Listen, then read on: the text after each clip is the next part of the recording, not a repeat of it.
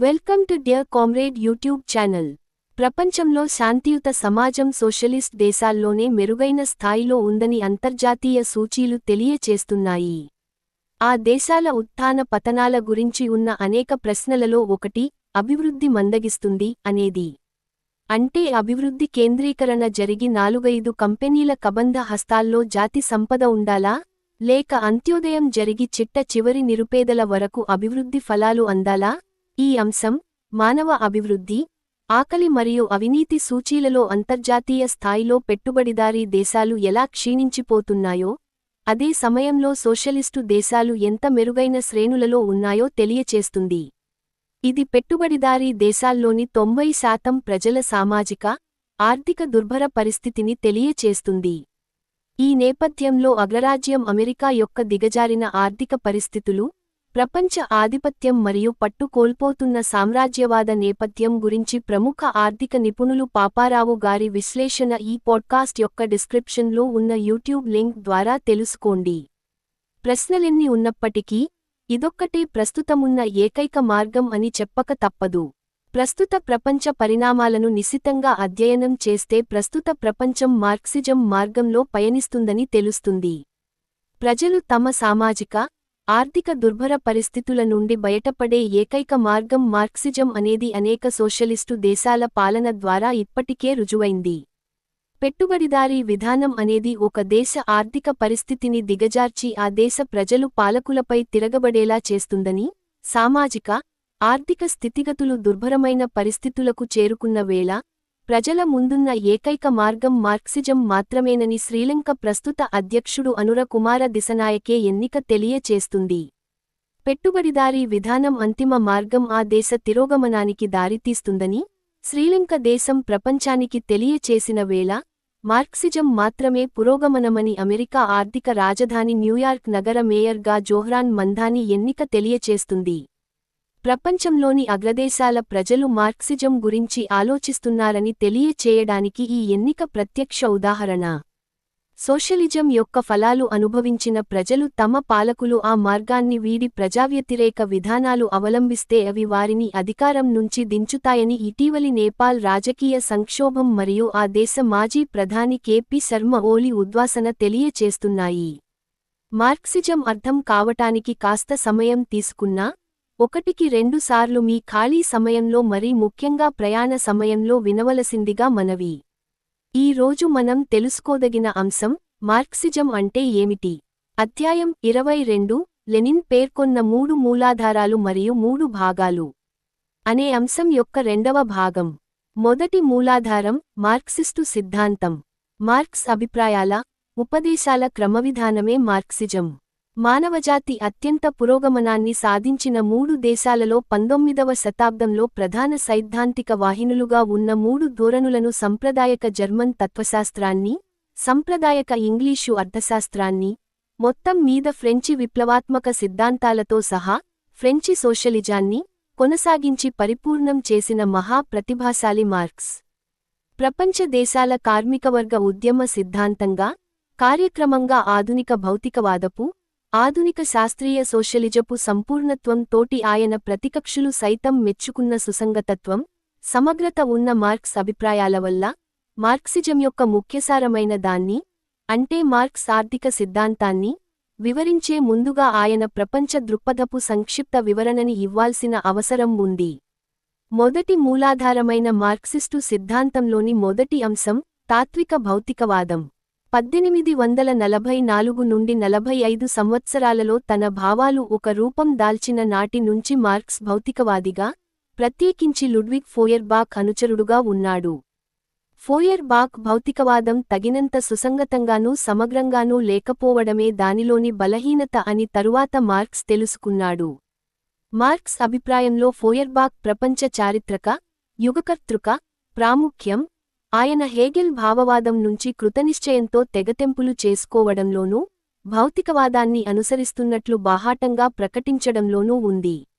ఈ భౌతికవాదం 18వ శతాబ్దం నాటికి, ముఖ్యంగా ఫ్రెంచి భౌతికవాదం, అప్పటికే అమలులో ఉన్న రాజకీయ సంస్థలకు వ్యతిరేకంగా మాత్రమేగాక, మతానికి, మతశాస్త్ర సిద్ధాంతానికి వ్యతిరేకంగానూ, అది ఆదిభౌతికవాదానికంతటికీ కూడా వ్యతిరేకంగానూ హేతుబద్ధమైన తత్వశాస్త్రానికి భిన్నంగా మైకంతో కూడిన ఊహాగానం అనే అర్థంలో పోరాటం సాగించింది. సారస్వత వారసత్వం, పవిత్ర కుటుంబం అనే గ్రంథం లో మార్క్స్ ఇలా రాశాడు. హేగెల్ అభిప్రాయంలో ఆయన దేనికైతే భావం అని పేరుపెట్టి దానిని ఒక స్వతంత్ర కర్తగా కూడా తయారు చేశాడో ఆ ఆలోచనా విధానం వాస్తవిక ప్రపంచానికి డెమియూస్, సృష్టికర్త, నిర్మాత. తద్భిన్నంగా నా అభిప్రాయంలో భావం అనేది మానవుని మనస్సుచే ప్రతిబింబింపబడి ఆలోచనా రూపాలలోకి మార్చబడిన భౌతిక ప్రపంచమే తప్ప మరోటి కాదు. ఈ అంశం మార్క్స్ పెట్టుబడి గ్రంథం మొదటి సంపుటం 2వ ముద్రణకు చివరి మాట. మార్క్స్ యొక్క ఈ భౌతికవాద తత్వశాస్త్రానికి పూర్తిగా అనుగుణంగా దానిని వివరిస్తూ ఫ్రెడరిక్ ఎంగెల్స్ తాను రచించిన యాంటీ డ్యూరింగ్ అనే గ్రంథంలో ఇలా రాశాడు. ఈ గ్రంథం రాతప్రతిని మార్క్స్ ప్రశంసించాడు. ప్రపంచపు ఏకత్వం దాని అస్తిత్వంలో లేదు. ప్రపంచపు నిజమైన ఏకత్వం దాని పదార్థతత్వంలోనే ఉంది. తత్వశాస్త్రం, ప్రకృతి శాస్త్రం యొక్క దీర్ఘకాలికమైన ఆయాసకరమైన అభివృద్ధి దీనినే రుజువు చేస్తోంది. చలనం అనేది పదార్థం యొక్క అస్తిత్వపు రూపం. చలనం లేని పదార్థంగాని, పదార్థం లేని చలనంగాని ఎన్నడూ ఎక్కడా ఉండి ఉండలేదు, ఉండజాలదు కూడా. కాని ఆలోచన, పరిజ్ఞానం అనేవి ఏమిటి? అవి ఎక్కడ నుంచి పుట్టుకు వస్తున్నాయి అని ఎవరైనా ప్రశ్నిస్తే అవి మానవ మస్తిష్కపు ఉత్పత్తులేనని, మానవుడు తనే ప్రకృతి ఉత్పాదితమని, అది పరిసరావళిలో దానితో పాటుగానే అభివృద్ధి చెందినదని స్పష్టంగానే తెలుస్తుంది. అందుచేత తుది పరిశీలనలో మానవ మేధస్సు యొక్క ఉత్పాదితాలు కూడా ప్రకృతి ఉత్పాదితాలేనని, అవి ప్రకృతిలోని ఇతర పరస్పర సంబంధాలకు భిన్నం కాకపోగా వాటికి అనుగుణంగానే ఉంటాయన్న విషయానికి స్వయం విదితమే. హేగెల్ భావవాది అంటే ఆయన అభిప్రాయంలో ఆయన మనస్సులోని ఆలోచనలు నిజమైన వస్తువుల క్రమ విధానాల కొద్దోగొప్పో అనిర్దిష్టములైన ప్రతిబింబాలు కావుగాని, ఆబెల్డర్, ఎంగెల్స్ ఒక్కొక్కప్పుడు వాటిని ముద్రలు అని కూడా అంటూ ఉంటాడు. తద్భిన్నంగా ఆయన అభిప్రాయంలో వస్తువులు, వాటి పరిణామం ప్రపంచం పుట్టడానికి పూర్వమే ఎక్కడో ఒకచోట ఉనికిని కలిగి ఉన్న భావం యొక్క మూర్తిమంతములైన ప్రతిబింబాలే. ఎంగెల్స్ తాను రాసిన లుడ్విగ్ ఫోయర్బక్ అనే గ్రంథంలో ఫోయర్బక్ తత్వశాస్త్రంపై తన అభిప్రాయాలను, మార్క్స్ అభిప్రాయాలను వివరించాడు. అంతకు పూర్వం 1844 నుండి 45లో హేగెల్ మరియు ఫోయర్బక్లను గురించి, చరిత్రకు సంబంధించిన భౌతికవాద భావనలను గురించి తాను, మార్క్స్ కలిసి రాసిన పాత రాతప్రతిని మరోసారి చదివిన తరువాతనే ఈ గ్రంథం అచ్చుకు ఇవ్వబడింది. దానిలో ఎంగెల్సు ఇలా రాశాడు. ఏ తత్వశాస్త్రమైనా, ప్రత్యేకంగా ఆధునిక తత్వశాస్త్రం యొక్క మహత్తరమైన మౌలికమైన ప్రశ్న, ఆలోచనకి అస్తిత్వానికి, ఆత్మకి ప్రకృతికి ఉన్న సంబంధం ఏమిటనేది. ఏది ప్రథమం, ఆత్మా లేక ప్రకృతా అనేది. దీనికి తత్వవేత్తలు ఇచ్చిన సమాధానాలు వారిని 2 ప్రధానమైన శిబిరాలుగా విడదీశాయి. ప్రకృతి కంటే ఆత్మయే ముందుదని నిర్ధారణ చేసి, దానిని బట్టి అంతిమంగా ఈ ప్రపంచం ఏదో ఒక విధంగా సృష్టింపబడిందని ఊహించినవారు భావవాద శిబిరంగా ఏర్పడ్డారు. ప్రకృతే ముందు అని భావించిన వారు భౌతికవాదపు వివిధ కోవలకు చెందిన వారయ్యారు. తాత్విక భావవాదం, భౌతికవాదం అనే భావనలను మరే ఇతర అర్థంలో వాడినా అది గందగోళానికి మాత్రమే దారితీస్తుంది. ఎల్లప్పుడూ ఏదో విధంగా మతంతో ముడిపడి ఉన్న భావవాదాన్ని మాత్రమేగాక, ఆనాడు ఎక్కువ వ్యాప్తిలో ఉన్న హ్యూమ్, కాంట్ల అభిప్రాయాలను వివిధ రూపాలలో ఉన్న అజ్ఞేయతావాదాన్ని, విమర్శనావాదాన్ని, పాజిటివిజాన్ని కూడా మార్క్స్ నిష్కర్షగా తోసిపుచ్చాడు. అలాంటి తత్వశాస్త్రాన్ని భావవాదానికి ఇచ్చే అభివృద్ధి నిరోధక రాయితీగాను, మహా అయితే నలుగురి ముందు భౌతికవాదాన్ని నిరాకరిస్తూ సిగ్గుతో దొంగచాటుగా దాన్ని అంగీకరించడంగానే ఆయన పరిగణించాడు. ఈ సమస్యపై పైన పేర్కొన్న మార్క్స్, ఎంగెల్సుల గ్రంథాలనేగాక 1868 డిసెంబరు 12న ఎంగెల్సుకు మార్క్స్ రాసిన లేఖ కూడా గమనించతగింది. అందులో ప్రసిద్ధ ప్రకృతి శాస్త్రవేత్త రామన్ హక్సీ అన్న మాటలను ప్రస్తావిస్తూ, ఆ మాటలు మామూలుగా కంటే ఎక్కువ భౌతికవాద ధోరణి లో ఉన్నాయని, మనం వాస్తవంగా పరిశీలించి ఆలోచించినంత కాలమూ భౌతికవాదంలో ఉన్నట్లే నని ఆయన అన్నప్పటికీ అందులో ఆజ్ఞేయతావాదానికి, హ్యూమ్ వాదానికి దొడ్డి తలుపు తెరిచే ఉంచాడని హక్సీని మార్క్స్ ఆక్షేపించాడు. స్వేచ్ఛకి ఆవశ్యకతకి ఉన్న సంబంధంపై మార్క్స్ అభిప్రాయాన్ని తెలుసుకోవడం ప్రత్యేకించి ముఖ్యం. ఆవశ్యకతను మనం అర్థం చేసుకోలేనంత మేరకే అది గుడ్డిది. ఆవశ్యకతను గుర్తించడమే స్వేచ్ఛ. ఈ అంశం ఎంగెల్స్ రచించిన యాంటీ డ్యూరింగ్ లోనిది. అంటే దీని అర్థం ప్రకృతిలో వస్తుగత నియమాలున్నాయనే సూత్రాన్ని, ఆవశ్యకత స్వేచ్ఛలోకి గతితార్కిక పరివర్తన చెందుతుందని గుర్తించడమన్నమాట. ఏ విధంగా అయితే ఇంతకుముందు తెలియనిదైనప్పటికీ ఇకముందు తెలుసుకొనబడగల పరమ అజ్ఞాత వస్తువు, మన కోసమైన వస్తువు గాను, వస్తువు సారం, పరిణామం గాను పరివర్తన చెందుతున్నాయో ఆవిధంగానే ఫోయర్బాక్ యొక్క భౌతికవాదంతో సహా పూర్వకాలపు భౌతికవాదం, ఇంకా చెప్పాలంటే బ్యూవ్నెర్, ఫోర్ట్, మొలెషోట్ల అపభ్రంశ భౌతికవాదము ఈ క్రింది ప్రధాన లోపాలను కలిగి ఉన్నాయని మార్క్స్, ఎంగెల్సులు భావించారు. 1. రసాయనశాస్త్రంలోనూ జీవశాస్త్రంలోనూ ఆ కాలంలో జరిగిన అభివృద్ధిని, నేడైతే పదార్థం యొక్క విద్యుత్ సంఘటన సిద్ధాంతాన్ని కూడా దానికి జతచేయాలి పరిగణనలోకి తీసుకోవడంలో విఫలమైవున్న సమస్య. ఈ భౌతికవాదం ప్రధానంగా యాంత్రికంగా ఉండిపోయింది. 2. పూర్వకాలపు భౌతికవాదం చారిత్రక విరుద్ధమూ, గతితార్కిక విరుద్ధమూ అయి ఉండి, గతితర్క వ్యతిరేకం అనే అర్థంలో అది అధిభౌతికవాదం, క్రమాభివృద్ధి దృక్పథానికి సుసంగతంగానూ సమగ్రంగానూ కట్టుబడి లేదు. 3. అది మానవ స్వభావాన్ని అనిర్దిష్టమైనదిగానే భావించిందిగాని దానిని నిర్దిష్టంగానూ చారిత్రకంగానూ నిర్ధారణ చేయబడిన సామాజిక సంబంధాలన్నిటి సంకీర్ణకంగా భావించలేదు. అందుచేతనే అది సమస్య ప్రపంచాన్ని మార్చడం కాగా కేవలం ప్రపంచాన్ని వ్యాఖ్యానించింది. అంటే అది విప్లవాత్మక ప్రత్యక్ష కార్యాచరణ ప్రాముఖ్యతను అర్థం చేసుకోలేదన్నమాట. మొదటి మూలాధారమైన మార్క్సిస్టు సిద్ధాంతంలోని రెండవ అంశం గతితర్కం. అభివృద్ధిని గురించిన అత్యంత సమగ్రమైన, ప్రగాఢమైన, విషయపరంగా పరిపుష్టమైన సిద్ధాంతంగా సంప్రదాయక జర్మన్ తత్వశాస్త్రం సాధించిన అత్యంత గొప్ప విజయం హేగెల్ గతితార్కిక సిద్ధాంతం అని మార్క్స్, ఎంగెల్సులు భావించారు. అభివృద్ధి యొక్క పరిణామాన్ని గురించిన నియమాలను ఈ ఇతర సూత్రీకరణ అయినా పాక్షిక దృక్పథాన్ని కలిగినది, విషయపరంగా నిస్సారమైనది అని, ప్రకృతిలోనూ సమాజంలోనూ వాస్తవంగా జరిగే అభివృద్ధి క్రమాన్ని వక్రీకరించి వికలం చేస్తుందని వారు భావించారు. ఇది తరచు లంఘనలలోనూ, మహావిపత్తులు, విప్లవాల ద్వారానూ సాగుతూ ఉంటుంది. ఎంగెల్స్ ఇలా రాశాడు: చైతన్యవంతమైన గతితర్కాన్ని హేగెలియన్ వాదంతో సహా భావవాద విధ్వంసం నుండి కాపాడి, దానిని ప్రకృతి గురించిన భౌతికవాద అవగాహనతో అన్వయించినది బహుశా మార్క్స్, నేను మాత్రమే. గతితర్కానికి నిదర్శనం ప్రకృతే. ఆధునిక ప్రకృతిశాస్త్రం విషయానికి వస్తే అది అత్యంత సంపద్వంతమైన, ఇది రేడియం, ఎలక్ట్రానులు, మూలద్రవ్యాల పరివర్తన వగైరాలు కనిపెట్టబడక పూర్వం రాసిందని గుర్తుంచుకోండి.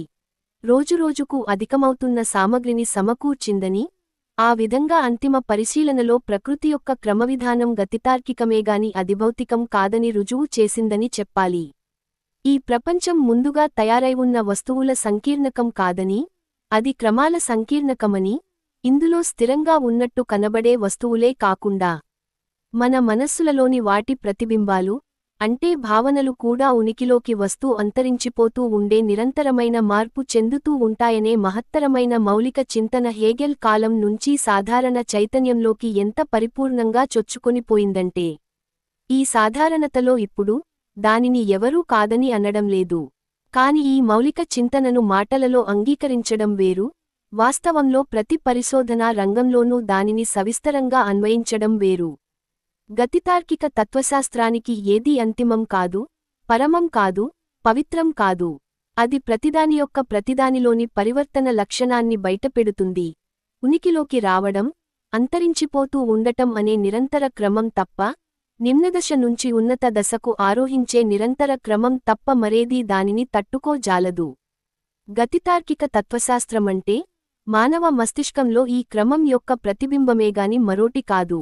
ఆ విధంగా మార్క్స్ అభిప్రాయంలో గతితర్కం బాహ్య ప్రపంచంలోనూ, మానవ చింతనలోనూ జరిగే చలనం యొక్క సాధారణ నియమాలను వివరించే శాస్త్రం. హేగెల్ తత్వశాస్త్రంలోని ఈ విప్లవాత్మక అంశాన్ని మార్క్స్ స్వీకరించి దానిని అభివృద్ధి చేశాడు.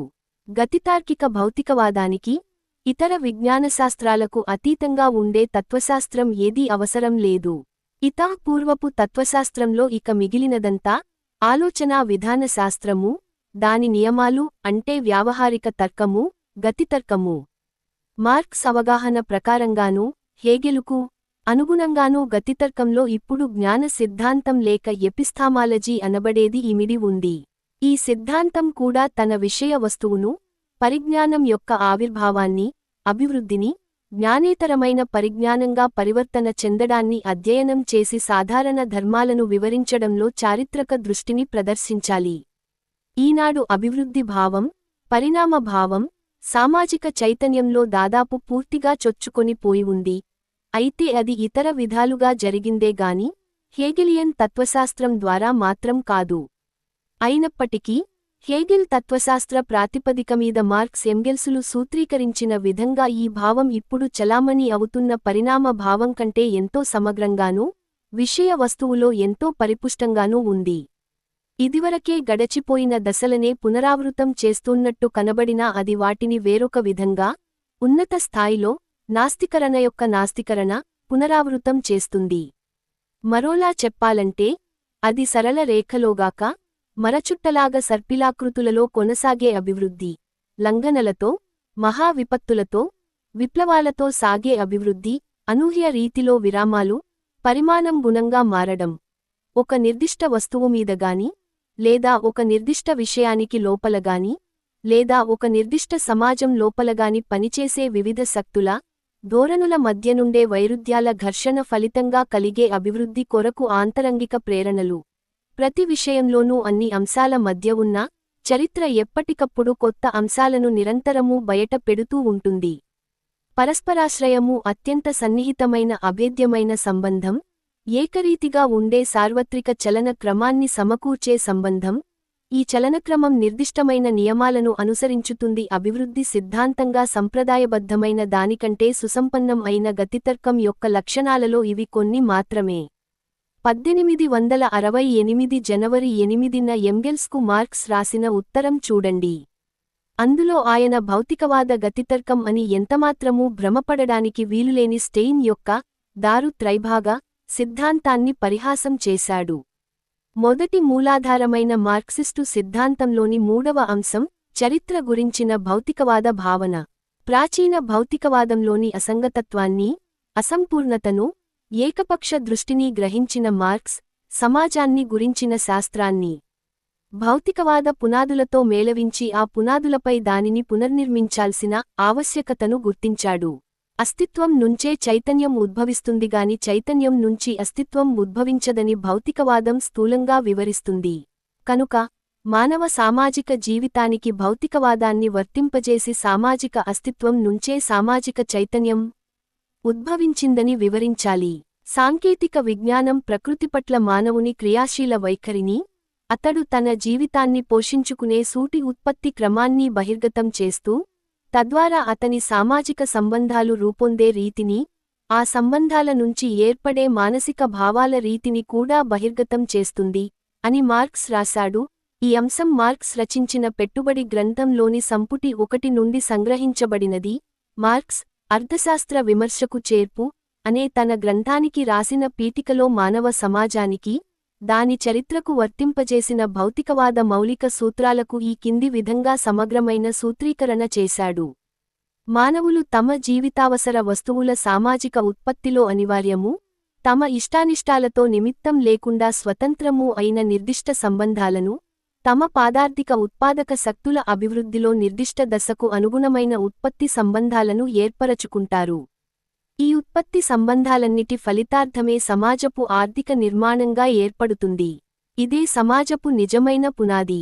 ఈ పునాదిమీదనే న్యాయశాస్త్ర, రాజకీయ ఉపరినిర్మాణం లేస్తుంది. సామాజిక చైతన్యపు నిర్దిష్ట రూపాలు ఈ పునాదికి అనుగుణంగా ఉంటాయి. భౌతిక జీవితావసర వస్తువుల ఉత్పత్తి విధానమే సామాజిక, రాజకీయ, మేధోపర జీవితక్రమాలను దరహంమీద నిర్ణయిస్తుంది. మానవుల అస్తిత్వాన్ని నిర్ణయించేది వారి చైతన్యం కాదు, తద్భిన్నంగా వారి సామాజిక అస్తిత్వమే వారి చైతన్యాన్ని నిర్ణయిస్తుంది. సమాజపు భౌతిక ఉత్పాదక శక్తులు వాటి అభివృద్ధిలో ఒకానొక నిర్దిష్ట దశలో అప్పుడు ఉనికిలో ఉన్న ఉత్పత్తి సంబంధాలలో, దీనినే న్యాయశాస్త్ర పరిభాషలో చెప్పాలంటే ఇంతవరకు అవి దేనిలోపల అయితే పనిచేస్తున్నాయో ఆ ఆస్తి సంబంధాలతో ఘర్షణ పడతాయి. ఉత్పాదక శక్తుల అభివృద్ధి రూపాలుగా ఉన్న ఈ సంబంధాలు వాటికి సంకెళ్లుగా తయారవుతాయి. అప్పుడే సామాజిక విప్లవశకం ఆరంభమవుతుంది. ఆర్థిక పునాది మారడంతో బ్రహ్మాండమైన ఉపరినిర్మాణం యావత్తూ కొంచెం హెచ్చుతగ్గుల్లో త్వరితగతిని పరివర్తన చెందుతుంది. ఇటువంటి పరివర్తనలను పరిశీలించడంలో ప్రకృతి శాస్త్రానికున్నంత ఖచ్చితత్వంతో నిర్ధారణ చేయబడగల ఆర్థిక ఉత్పత్తి పరిస్థితుల భౌతిక మార్పుకు, న్యాయశాస్త్ర, రాజకీయ, మత, రసాభిజ్ఞత లేక తాత్విక, ఒక్క మాటలో చెప్పాలంటే మానవులు వేటిలో అయితే ఈ ఘర్షణను గుర్తెరిగి దాని అమీతుమీ తేల్చుకునేటందుకు పోరాడుతారో ఆ భావజాల రూపాలకు మధ్యనున్న తేడాను ఎల్లప్పుడూ గమనిస్తూ ఉండాలి. ఒక వ్యక్తిని గురించి మనకుండే అభిప్రాయం అతడు తనను గురించి తాను ఏమనుకుంటున్నాడో అనే దానిమీద ఎలా ఆధారపడి ఉండదో, అదే విధంగా మనం అలాంటి పరివర్తన దశను దాని చైతన్య స్థితిని బట్టే నిర్ణయించజాలం. తద్భిన్నంగా భౌతిక జీవితంలోని వైరుధ్యాలను బట్టి, సామాజిక ఉత్పాదక శక్తులకు ఉత్పత్తి సంబంధాలకు మధ్యనున్న సంఘర్షణను బట్టి ఈ చైతన్య స్థితిని వివరించాల్సి ఉంటుంది. స్థూలంగా చూస్తే ఆసియన్, ప్రాచీన, ఫ్యూడల్, ఆధునిక బూర్జువా ఉత్పత్తి విధానాలు సమాజపు ఆర్థిక వ్యవస్థలో అభ్యుదయకర శకాలనే చెప్పవచ్చు. 1866 జూలై 7న ఎంగెల్స్కు రాసిన లేఖలో, ఉత్పత్తి సాధనాలను బట్టే శ్రమ సంఘటితమై నిర్ధారణ చేయబడుతుందనేదే మన సిద్ధాంతం అని చెప్పిన మార్క్స్ సంక్షిప్త సూత్రీకరణ చూడండి. చరిత్ర గురించిన భౌతికవాద భావన ఆవిష్కరణ, ఇంకా సరిగ్గా చెప్పాలంటే, సామాజిక సంఘటనా రంగానికి భౌతికవాదాన్ని సుసంగతంగా విస్తరింపజేసి కొనసాగించడం, వెనుకటి చారిత్రక సిద్ధాంతాలలో ఉన్న రెండు ప్రధాన లోపాలను తొలగించింది. మొదటి లోపం ఏమిటంటే, తొలి చారిత్రక సిద్ధాంతాలు మహా చేస్తే, మానవుల చారిత్రక కార్యకలాపాలలోని భావప్రేరణ హేతువులను మాత్రమే పరిశీలించడం, వాటి పుట్టుపూర్వోత్తరాలను పరిశీలించకుండానే, సామాజిక సంబంధాల వ్యవస్థ యొక్క అభివృద్ధిని నడిపించే స్వతసిద్ధ నియమాలను నిర్ధారించకుండానే, పాదార్థిక ఉత్పత్తి చేరుకున్న అభివృద్ధి స్థాయిలో ఈ సంబంధాల మూలాలను గుర్తించకుండానే పరిశీలించడం. రెండవ లోపం, వెనుకటి సిద్ధాంతాలు ప్రజాబాహుళ్యం యొక్క కార్యకలాపాలను పరిగణనలోకి తీసుకోలేదు. చారిత్రక భౌతికవాదం అలా కాకుండా మొట్టమొదటిసారిగా ప్రజాబాహుళ్య జీవితంలోని సామాజిక పరిస్థితులను, ఆ పరిస్థితులలో వచ్చే మార్పులను శాస్త్రీయ ఖచ్చితత్వంలో అధ్యయనం చేయడానికి అవకాశం కలిగించింది. మార్క్స్ పూర్వమున్న సాంఘిక శాస్త్రము, చరిత్ర రచనా శాస్త్రము మహా అయితే, పొడి వాస్తవాలను, చెదురుబదురుగా సేకరించిన వాటిని పోగుచేసి పెట్టడమూ, చారిత్రక క్రమం యొక్క విడి అంశాలను మాత్రమే వర్ణించడమూ చేశాయి. మార్క్సిజం, పరస్పర వ్యతిరేక ధోరణుల సమస్తాన్ని పరిశీలించడం ద్వారానూ, వాటిని బట్టి సమాజంలోని వివిధ వర్గాల జీవన పరిస్థితులను ఉత్పత్తిని ఖండితంగా నిర్వచించడం ద్వారానూ, ఒక ప్రబలమైన భావాన్ని ఎంపిక చేయడంలో గాని, దానికి భాష్యం చెప్పడంలోగాని ఆత్మాశ్రయతత్వాన్ని నిరంకుశ తత్వాన్ని తొలగించడం ద్వారానూ, ఎలాంటి మినహాయింపు లేకుండా అన్ని భావాలు వివిధములైన అన్ని ధోరణులు పాదార్థిక ఉత్పాదక శక్తుల స్థితి నుంచే ఉద్భవిస్తాయని నిరూపించడం ద్వారానూ సామాజిక ఆర్థిక వ్యవస్థల పుట్టుక, అభివృద్ధి, పతనాల క్రమవిధానాన్ని సర్వతోముఖంగానూ సమగ్రంగానూ అధ్యయనం చేయడానికి దారి చూపించింది. ప్రజలు తమ చరిత్రను తామే సృష్టించుకుంటారు. కాని ప్రజల యొక్క ప్రజాబాహుళ్యం యొక్క ప్రేరక హేతువులను నిర్ణయించేది ఏది అంటే, పరస్పర విరుద్ధములైన భావాల మధ్య, ప్రయత్నాల మధ్య ఘర్షణను తెచ్చిపెట్టేది ఏది? మానవ సమాజాల రాశిలో ఈ ఘర్షణలన్నిటి ఫలితార్థం ఏమిటి? మానవుని చారిత్రక కార్యకలాపానికి ప్రాతిపదిక ఆయే భౌతిక జీవితావసరాల ఉత్పత్తికి కావలసిన వస్తుగత పరిస్థితులు ఏవి? ఈ పరిస్థితుల అభివృద్ధిని నడిపే నియమం ఏమిటి? మార్క్స్ మన దృష్టిని ఈ ప్రశ్నలన్నిటి వైపు ప్రసరింపజేసి చరిత్రను అపారమైన వైవిధ్యము, వైరుధ్యాలు కలిగినదే అయినా ఒకే క్రమవిధానంగల్గినదిగాను, నిర్దిష్టమైన నియమాల ద్వారా నడిచేదిగాన శాస్త్రీయంగా అధ్యయనం చేసే మార్గాన్ని చూపించాడు. వీక్షకులకు మరింత ఉపయోగమైన సమాచారం అందించుట కొరకై తగిన సలహాలు, సూచనలతో పాటు సద్విమర్శలను క్రింద కామెంట్ విభాగంలో తెలియచేయండి. లాల్ సలాం.